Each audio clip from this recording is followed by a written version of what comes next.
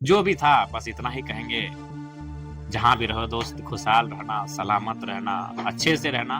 और हाँ, यही अगर आपको जाना ही था तो नॉमिनेशन से पहले जाना था।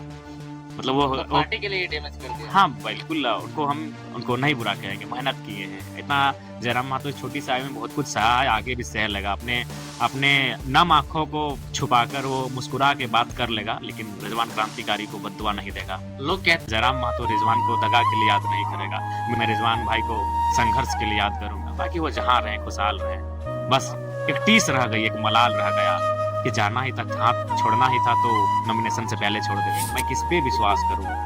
जयराम मातो छोटी सी आयु में बहुत कुछ सहा है, आगे भी सह लेगा। अपने नम आँखों को छुपाकर वो मुस्कुरा के बात कर लेगा, लेकिन रिजवान क्रांतिकारी को बद्दुआ नहीं देगा।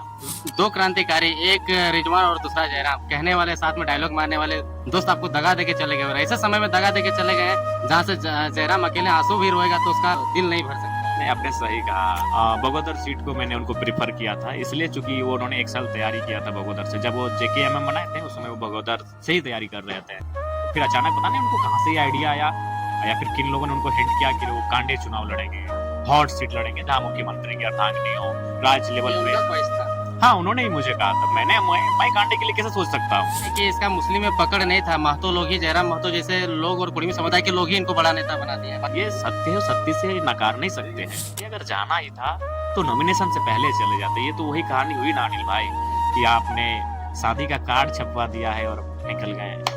अरे आपको नहीं मर्जी थी, आप अपनी मर्जी से विवाह करते, लेकिन शादी का कार्ड नहीं छपवाना था। तो वही भाई साहब को यही था कि नॉमिनेशन से पहले जाना था, कम से कम वहाँ हम अपना प्रत्याशी तो दे सकते थे। रिजवान आपके खिलाफ आके बेरमो अगर प्रचार करते हैं क्योंकि वो मुस्लिम बहुल इलाका है, तब तो फिर आपके लिए बड़ा डैमेज वाला स्थिति है। डैमेज नहीं हो। एक बार दगा दे दिया, दूसरा दे दिया तो एक्सेप्ट कर लिया, फिर से अगर आ जाएंगे रिजवान तो क्या कहिएगा। दो क्रांतिकारी, एक रिजवान और दूसरा जयराम, कहने वाले साथ में डायलॉग मारने वाले दोस्त आपको दगा देके चले गए, और ऐसे समय में दगा देके चले गए जहाँ से जयराम अकेले आंसू भी रोएगा तो उसका मतलब दिल नहीं भर सकता है। नहीं, आपने सही कहा। कल जब मैंने सुना तो सबसे पहले हमने अपने सारे कार्यक्रम को कैंसिल कर दिया, और हमें लगता है कि आज मनसा पूजा के बाद हम पहली बार घर गए।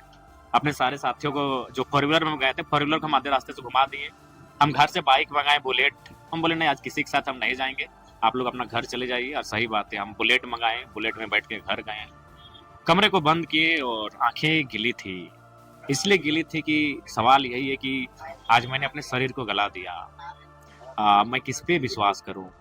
आज यही रिजवान दा, हालांकि उनको मैं फिर यही कहूंगा कि मैं उनको दगाबाजी के लिए याद नहीं करूंगा, मैं उनको संघर्ष के लिए याद करूंगा। उन्होंने संघर्ष किया है। आज मुझे भी वो दिन याद आता है कि जब मैं वो तेतुलमारी के अपने मोहलेडी गांव में थे। पहली बार आज से 2.5 साल नहीं, लगभग पौने 3 साल पहले, उससे भी ज्यादा, 2-3 महीना कम कही कि 3 साल पहले मैंने उनको कॉल किया और उनको मैं अपने मामा घर लेके आया। क्योंकि उस समय हम लोग को मीडिया कवरेज नहीं करती थी। उस समय एक जितेंद्र ब्लॉग थे और रोहित ब्लॉग थे। उसके अलावा कोई ऐसा विषय, राजकुमार मंडल जी थे कभी कभी, और राहुल मोदक जी थे। उसके अलावा बहुत कम ही ऐसे चैनल थे जो हम लोग को दिखाते थे। तो मैंने, मेरा पेज का चैनल वो ठीक ठाक चलता था, अच्छा व्यूअर्स था। कोई भी हम स्टेटमेंट देते थे वो लगभग 1 लाख, 1.5 लाख, 2 लाख तक एक दिन में पहुंच जाता था। तो पहली बार उनको हम मामा घर बुलाए। हम मामा घर में रहते थे, मामा घर का नाम आमडी है।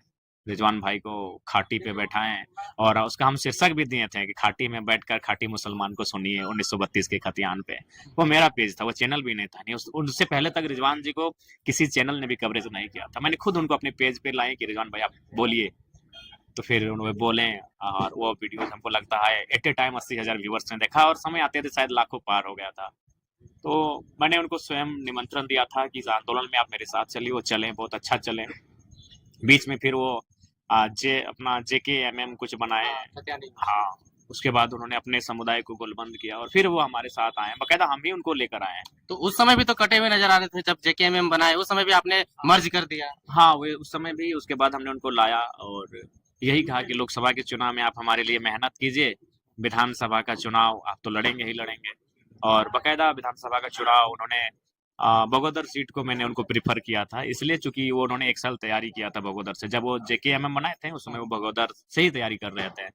तो फिर हम बोले वो बेहतर सीट है, वहाँ समीकरण भी बहुत सुंदर फिट वेट रहा है। तो मैं बोला, फिर अचानक पता नहीं उनको कहाँ से ये आइडिया आया, या फिर किन लोगों ने उनको हिंट किया कि वो कांडे चुनाव लड़ेंगे, हॉट सीट लड़ेंगे जहाँ मुख्यमंत्री की अर्धांगिनी हो, राज्य लेवल पे। उनका ख्वाहिश था हाँ, उन्होंने ही मुझे कहा था। मैं गांडे के लिए कैसे सोच सकता हूँ? उनका घर बगोदर, हाँ, उनका घर मेरे ही विधानसभा टुंडी। टुंडी में पड़ता है, लेकिन लेकिन हाँ, बगोदर में तैयारी कर बगोदर रहे में तैयारी किए थे, साल भर किए थे तैयारी और अच्छा तैयारी किए थे। थे। तो मैं गिरिडीह तक हार्डली गया था, क्योंकि गिरिडीह मेरे असेंबली सॉरी कॉन्स्टिट्यूशन में आता है।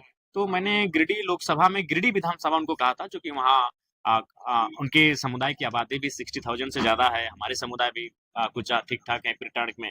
तो मैंने उनको गिरिडीह तक प्रीफर किया था कि आप तो बड़े नेता हैं, आप चयन कीजिए। और मैंने उनको गिरिडीह बगोदर गांडे मेरे दिमाग में नहीं था, तो फिर वो बोले नहीं हम गांडे से लड़ेंगे।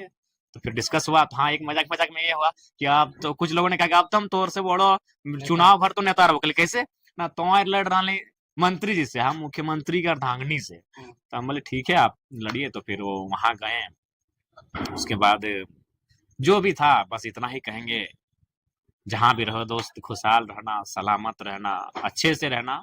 और हाँ यही, अगर आपको जाना ही था तो नॉमिनेशन से पहले जाना था।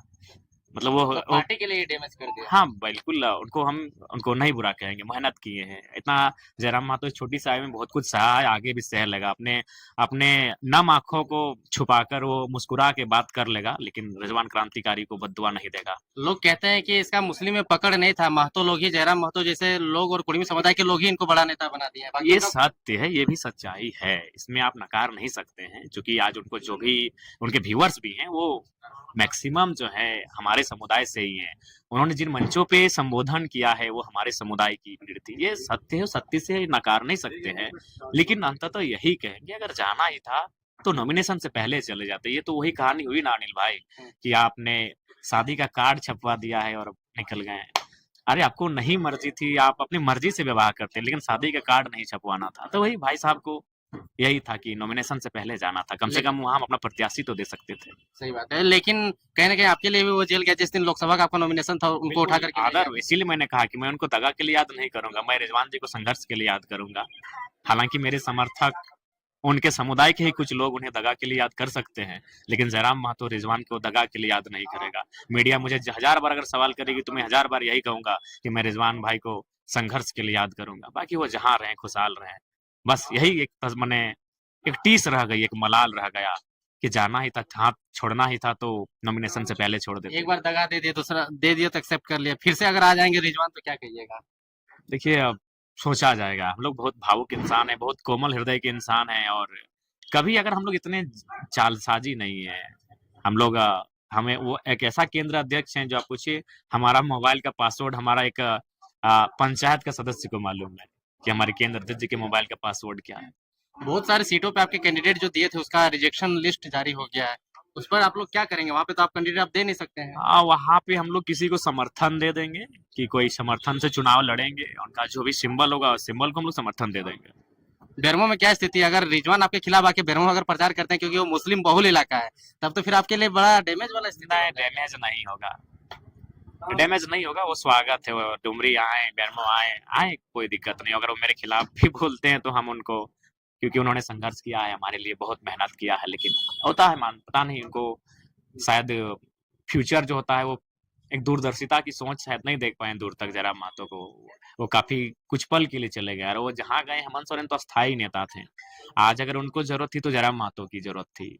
हेमंत सोरेन अस्थायी नेता हैं, 3 बार के मुख्यमंत्री हैं, उनके जाने, रिजवान जी के हेमंत के पास जाने या ना जाने से कोई फर्क नहीं पड़ेगा, लेकिन अगर जयराम महतो के साथ रहते तो बहुत फर्क पड़ता। लेकिन खैर वो दूरदर्शिता की कमी दिखी उनमें और वो चले गए, जहां भी जाए खुशहाल रहे, सलामत रहे।